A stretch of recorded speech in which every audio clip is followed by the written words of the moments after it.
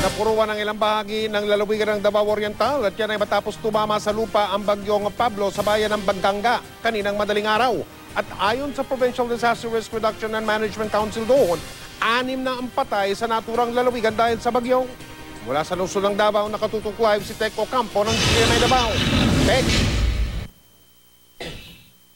Yes, Mike, ang Tarragona ay malapit sa munisipyo ng Baganga, Davao Oriental kung saan naglandfall ang bagyong Pablo. Kailangan ng i-rescue ang 3 pamilyang natrap sa isang isla sa bayan ng Tarragona, Davao Oriental.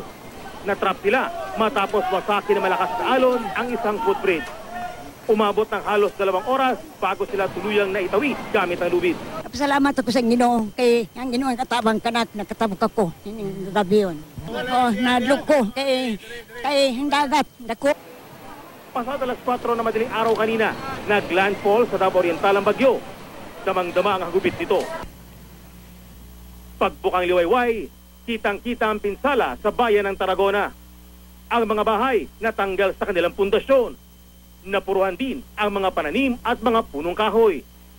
Ang mag-asawang Francisco at Dina Amparado walang nagawa kundi tingnan ang kanilang bahay na nasira dahil sa bagyo. Ipinatupad na rin ang forced evacuation sa mga nakatira sa baybayin sa Barangay Central at Villar. May mahigit 400 residente mula sa mga napuruhang coastal barangay sa Tarragona ang nasa 5 evacuation centers. Napuruhan din ang Mati City, Davao Oriental. Nakuna ni Youth Cooper Andrew Bastes ang nabuwal na malaking puno ng humarang sa isang kalsada. Nasira rin ang mga tindahan sa isang tiyangge at ukay-ukay. Nagkalat ang mga yero at kahoy sa daan. Problema na rin ngayon ang kawalan ng kuryente sa lungsod. Sa Nabunturan, Compostela Valley naman, gumuho ang lupa sa gilid ng kalsada kaninang madaling araw. Halos 6 na oras na stranded ang mga sasakyan bago tuluyang naalis ng DPWH ang mga nakaharang na lupa. Tumulong din ang mga pulis sa pag-alis ng mga natumbang puno na humarang sa kalsada. Sa barangay Mipangi sa Nabunturan, lubog din sa baha ang ilang bahay, nasira ang mga pananim. Abot dibdib ang tubig baha doon, kaya bitbit ang kanilang mga gamit, pati na ang mga alagang hayop. Napilitang lumikas ang mga residente. Tek Ocampo, nakatutok 24 oras. Ang GMA Kapuso Foundation ay may papadala na team at mga relief goods doon sa mga lugar apektado ng bagyo, particularly sa Compostela Valley Province at maging sa Davao Oriental. Mike. Tek, kamusta na ang panahon dyan sa area na yan? Hindi lang nalusod ng Davao, kundi Davao Oriental, tsaka yung mga ibang lugar na iniulat mo kanina, Tek?